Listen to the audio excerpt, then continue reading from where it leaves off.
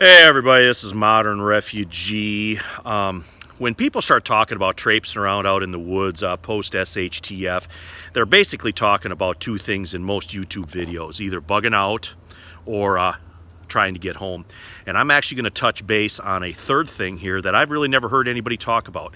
And that's what if you have to go out in the woods post SHTF or whatever your local area is, and you have to spend a night out there and you have to gather resources, you have to do some type of work. Kind of harkens back to the old timers, you know, when work crews would go out and either cut wood or they would hunt or they would go gather livestock that were allowed to kind of free range in the wooded parcels at that time, or go out on the ice and collect ice for the ice house, that kind of stuff, because that was actually a real integral part of life back 100 years ago. People would have to go out and spend a night outside because they didn't have to, they didn't have the modern conveniences that we have now to make the work easier. They had to do more stuff by hand. So this is actually going to be just a camping trip, but we're going to touch base on that a little bit here today. I got a bunch of wood cut out here that I don't want to leave out here all summer long, and especially with the the world the way it is right now, I'd like to gather all this wood that I have cut, and like to get that out. But we're going to do most of it by hand. And we're actually going to camp out here while we're doing it. We're going to spend the night while we're kind of picking this stuff up. And going to take a little bit of gear with us here this time. We're going to have our weapons with us, and we're going to kind of integrate that into this camping trip. Hope you can see there, I got my gear back behind me. That's the stuff I'm taking on this trip. I got my hot tent stove, and I got my hot tent, sleeping bag, one of my packs, chainsaw, rifle, food bag, first aid kit, hand tools like axe and maul. We're going to take all that stuff. That would be stuff that you would normally take if you were going out cutting wood for a night, and basically by hand. So I'm going to get this stuff back to my camp here. I'm going to get it set up and take a few clips along throughout the day here and kind of show you what we're doing. I'll show you my tent and my camp here as I get it set up, and just kind of discuss this topic with you guys. And here is camp. Took me about an hour to set up, which is kind of what I expected. It takes a little bit to get these tents set up and things the way you want it to be. And this is kind of what the inside here looks like. Got my tarp set up in the back there. I do have a chair that I brought along. I don't know if I'm going to use it or not, but it's a real low profile chair, so I can actually use that if I decide I want to sit in here later. Got my food bag, got my 2 bottles of water, got a first aid kit there in the back, and then I got my cot, and I actually use the stuff sack with the bivy and stuff in it for my pillow, and then I got the warm weather bag right there, and then this cot here is just kind of a fold up backpacking jobby that I got. I'm trying out. Got my hot tent stove there, and then the fan. Really important to have some kind of ventilation in these tents because of the condensation. You'll get a lot of condensation from the damp earth, or if you happen to put this up over snow or anything. So I got my vents open on the top there, and then when I get a fire going in this later, and when I actually go to sleep later tonight, I'm going to kick that fan on to circulate that warm air and kind of cut back on that condensation. And then there's my stovepipe with my homemade spark arrestor that I got on there. Keep my pack and my sled outside, just if I need anything for around the fire or cooking or anything like that. I always want my pack outside so I can grab the gear out of that if I need it. And then my food bag's in there, and we got pretty much a basic food, what the old men would probably take when they were kind of out and about. They wouldn't take a lot of stuff that had to be cooked much more than just boiling water. So I actually got my cider rye bread that I did here a day or so ago, and I got my got some cheese, some hard cheese, and some ham, some honey, some tea, that kind of stuff. So that's all just easy enough to just cut and eat. You don't have to worry about cooking any of that. And then I got a couple packs of oatmeal in there if I decide I want that hot for the morning. And of course the honey can be used on both the cider rye bread or in the tea or in the oatmeal, however you want to do it. It's just kind of a universal thing that goes with a bunch of different stuff. But yeah, this is home here for the next 24 hours while we're doing our wood cutting camp. And here's a little point of interest. You can see here the groundwater laying where things are starting to thaw, and you can see the deer scat in there. So that's always why you want to carry some kind of water purification when you're out and about in these wooded areas, especially if you're foraging for water. Foraging for water is more difficult than people make it sound on most YouTube videos. You can see there's all kinds of trails and stuff running around going through here.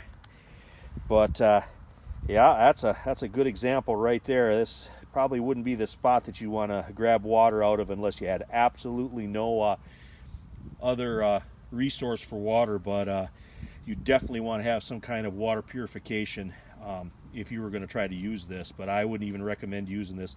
I'd look for something that was a little better.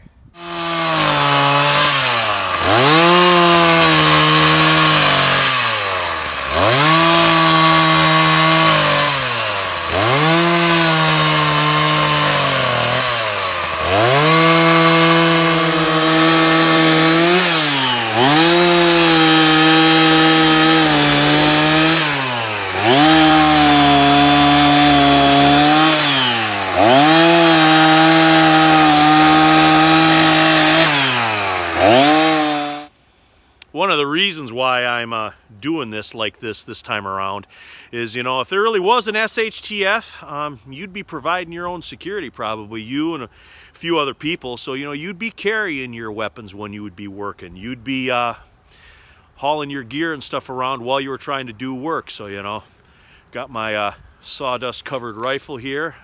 Got my tub of wood back there that, you know, we're carrying out. It's to me, it's a realistic situation where you might have to, you know, provide your own security when you're out here working, because the work's not going to stop just because the world took a shit.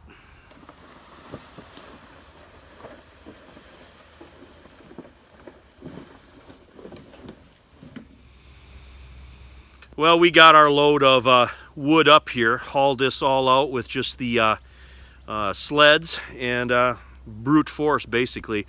Sleds can be used both in the wintertime and when it's muddy outside. They work pretty good for us.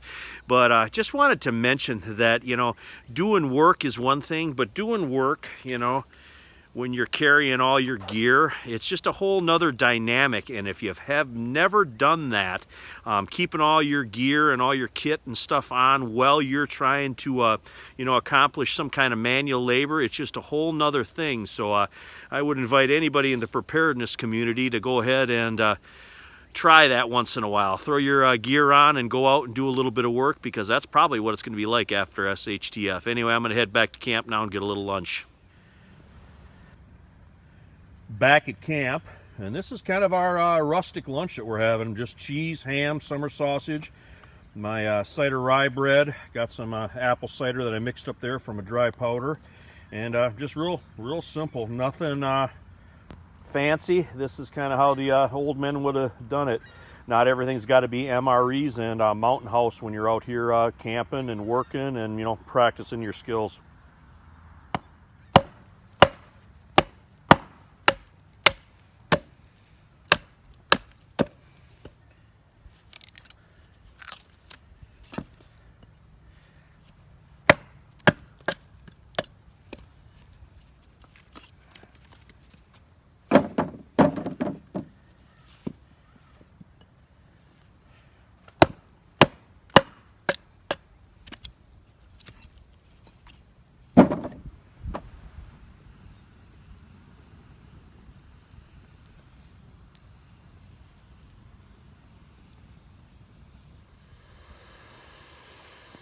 And lunch and supper is just standing up.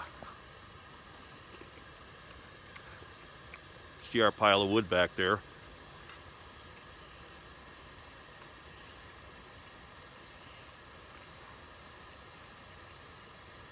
We're just trying out my cider rye bread here that I made in that other video. It's perfect for travel. Tastes good. It's a little savory, a little sweet.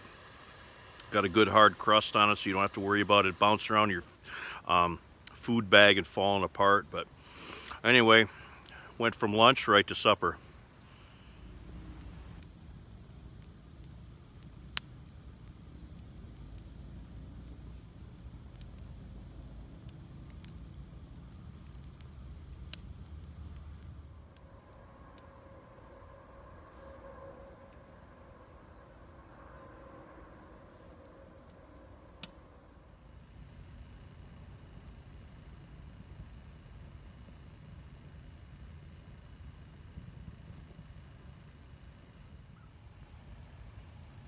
Well, it is morning. I was going to do a wrap-up last night, but I didn't have enough light. It just got too dark in here, and all I had was my headlamp. But that little bit of wood over there, that's probably 25% of what I originally had in here that I kept my stove going all night with. Got my coffee heated up there, just set that on the stove here in the morning first thing. My fan is still running. Brought my gear in last night, so everything was pretty much in the tent. My first aid kit, water, my chest rig, pack, rifle, I got that all in here. I don't know if you guys can make that out. Yeah, right there.